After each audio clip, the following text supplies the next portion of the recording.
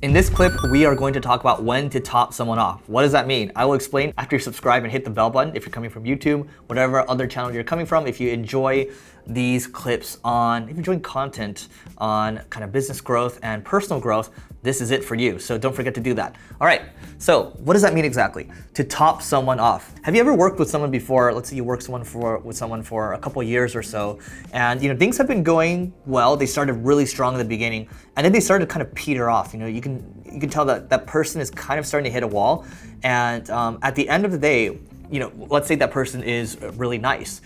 It becomes very difficult to say, oh man, the business is kind of slowing down, but like that person's been loyal to us. If you find that person not scaling as quickly with the company, let's say the company's growing like this, right? And that person's growing like this, well, you gotta have a conversation with the person and say, hey, look, the business is trying to go here, and we really need you to kind of hit numbers, and what can I do to help you, right? That's the best way to help the person. And let's say 3 months later, 1 quarter goes by again, and the numbers aren't hit, and you really like this person. You have a conversation with them again. Hey, look, we had the conversation, last quarter, and looks like numbers are we're having issues again. What can I do to support you, right? Another quarter goes by. And then what happens is this ends up becoming a vicious cycle, okay? That person starts getting uncomfortable. They're not as friendly with you anymore. They're not the same friend that you thought you had. And then what happens now is like, you start to become frustrated. And when I say you, that was definitely me. There's situations in the past where I haven't had the heart to move on from people quickly. But when you do that, you're actually hurting the company, because the company is based on performance at the end of the day. You're not here to make friends. You're here to hit numbers. You're here to hit results. And if you aren't able to consistently grow, it's one thing to say if the company's growing at 20, 40, 60% year over year, and you're complaining about not hitting 500% growth, that might be a little unreasonable. But if the company's actually legit struggling and the growth is slowing down, then it's on you as a leader to call that out and say, look, in the beginning we did really well, but we're kind of struggling right now. So you have to call that out as a leader, because if you don't, what happens is you affect everyone else in the company, because everyone here has to be held accountable. If that person struggles, let's say the third quarter comes by, right? And maybe the second quarter you say, look, if we aren't able to hit numbers the next quarter, unfortunately we're gonna have to make a change, right? But you have to be really direct there so expectations are set. What you don't wanna do is say, oh, everything's sunshine and rainbows, and then all of a sudden you blindside the person and say, hey, you're fired. That's not fair. And what's gonna happen there is, because you weren't being honest with the person, that person's gonna blow up on you. And what's gonna happen is, you'll probably get some negative Glassdoor reviews, and things are not gonna look as good, right? Because when things are negative for a person, they tend to spread way further than something being positive. So you wanna make sure that you're being fair and your expectations are set and you're being honest, okay? So when I say topping off, what I mean is, when some people hit a wall, it's time to say, hey, I think you've done a really good job, but there's a couple options that you have here, right? You can reposition the person, okay, which might not go over well. The other option is, I actually got this from Bob Glazer from Acceleration Partners. He talks about the concept of saying, hey, you know what? This is a mindful transition, meaning I will help you find something else, okay? And you can start looking for another thing right now, and we'll pay you at the same time. I like that, because you take care of the other person that's been with you for a while. And at the same time, they're probably gonna be happier at the next role, right? Because what you don't want is you keep harping on this person and you just keep beating this person up, and eventually it's just dude, there's just so much resentment, and you don't want to do that. What you want to do is you want to make a list of what are all your frustrations with the role right now? Numbers aren't being hit. What else? What else do you need this next person to hit to take things off your plate, right? Because as a leader of the company, or let's say as a manager, your job is to figure out how to continue to get resources as the company grows, to grow the company faster. That's what you're trying to do. You're hiring people to help grow the company. And if things are slowing down, you got to make a call there. If people stick around and other people they're playing at this level, and this person they've maybe been here in the past and now they're starting to play at this level, there's going to be resentment here, okay? People will respect you for making this move. It's easy to say, it's easier when you don't have a culture fit and someone's being toxic in the company. It's easier to make a call there. It's not easy when someone's done a good job in the past, they're actually good people. It's very hard to make that decision, but you have to make the tough decisions. That's your job to do as a manager or a leader of the company. I made mistakes in the past where I just let someone sit for the longest time.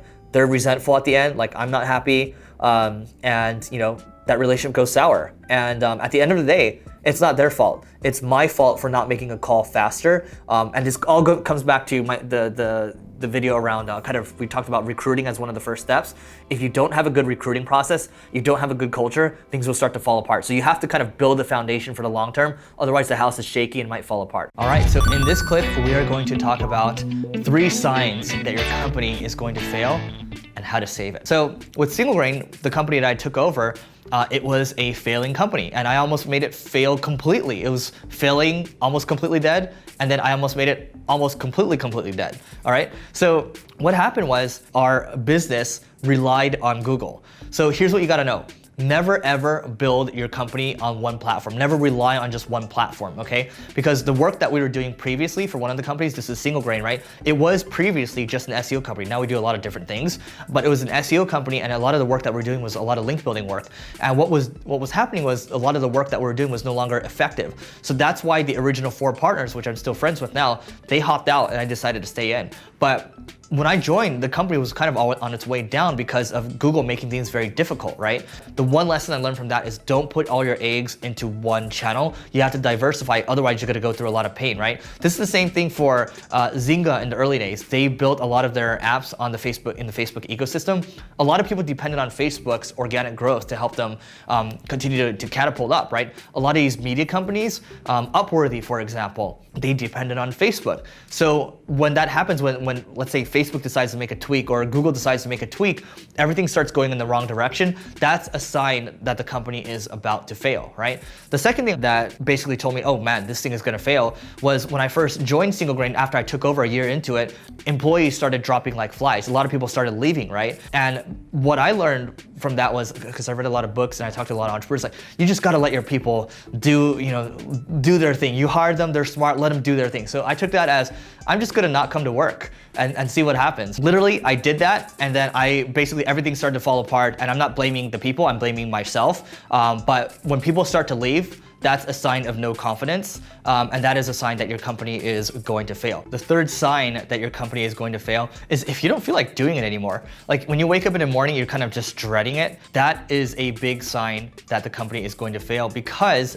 if you are the leader, you're in trouble, because you are the one that's driving the vision, you're driving everything forward, and it doesn't seem like there's any direction anymore. When you start to become unmotivated, that means you are losing sight of the vision, and you are the keeper of the vision, so that means the company is going to fail. So those are just 3 signs that your company is failing. Now, what do you do to save it? Well, I'll just talk about it from my context. You just keep going. You try different things, you keep going, you try different things, you realize you did things wrong, okay? And you realize if you're gonna build a great company, you gotta build a great culture, and that's the fundamental building blocks of building a great company for long term, because it's the people, no matter if you're a product business or you're a service business, you wanna keep it going for a long time, you gotta have a great culture. So investing in those things, investing in your people, right? The culture, but also the people too, that's gonna help move your company in the right direction, right? And so that's exactly what I did. I mean, things weren't working out, and I was like, man, okay, we gotta try hiring really amazing people, and also, making it a really amazing place for them to work. And also, we're gonna try other things too, because if SEO is no longer working, let's go ahead and focus on paid media, which is what we did. We focused on paid media, and the revenue started going higher and higher and higher, and we were originally referring some of the revenue out, and we're collecting referrals, and we're just like, okay, let's take it all in-house, kept going higher and higher and higher, and it just keeps building, and now it is what it is today, and you keep going, because when I started, I could have given up once we dropped to 1 employee. I didn't give up. I could have given up when our blog traffic, when I first joined, was only about 3,000 to 4,000 visits a month. Now it's, overall visits approaches over 250,000 visits a month, right? Same thing with our podcast, do only $9 a month after the first year. So for me, it's like, there's no sexy tactic here. It's, we kept going, we kept trying different things. We knew to invest in our people. We knew to be hands-on when we needed to be hands-on. And then that led to success in terms of saving this company, turning this entire company around, when we originally had 5 partners, and instead, it was only initially it was me starting it back up, and then getting amazing people around me to help build it. If you agree with me or disagree with me, let me know in the comments on whether you think this is true or not. Should you top off people? Am I completely wrong? And don't forget to check out the next video, because we got goodies for you there. And if you're on YouTube, hit the subscribe and the bell button, because it helps us grow. And if you're on another platform, well, don't forget, just subscribe and you'll get more stuff like this. So, and rate, review, and subscribe. Don't forget, that is it. And don't forget to eat your Cheerios, and see you tomorrow.